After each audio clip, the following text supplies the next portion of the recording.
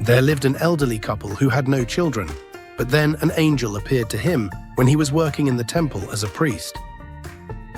Wow, that's not normal.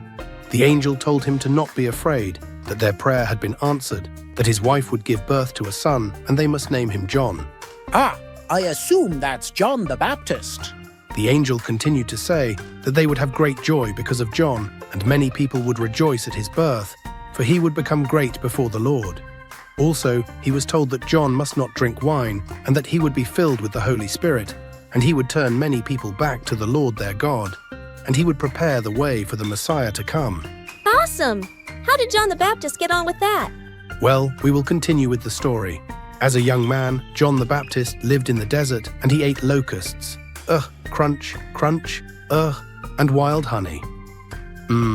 His clothes were made from camel's hair, scratch, scratch, itchy. He also had a leather belt around his waist, and he looked quite wild. Then when he was about 30 years old, God told him, "Go to the river Jordan. These words from the book of Isaiah are about you. You are the voice of one crying in the wilderness, prepare the way of the Lord, make his paths straight. Every valley shall be filled, and every mountain and hill shall be made low, and the crooked shall become straight, and the rough places shall become level ways. And all flesh shall see the salvation of God." I guess the picture of valleys and mountains was referring to people being proud, like a mountain, and they would be brought down and humbled.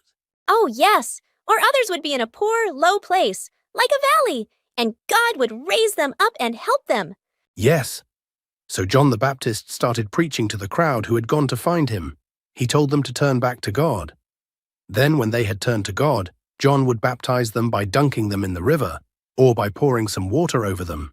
This was a symbol of them being clean before God. Oh, I like that picture of being washed. I like water anyway. Are you ready for what comes next? What? Are you going to shock us?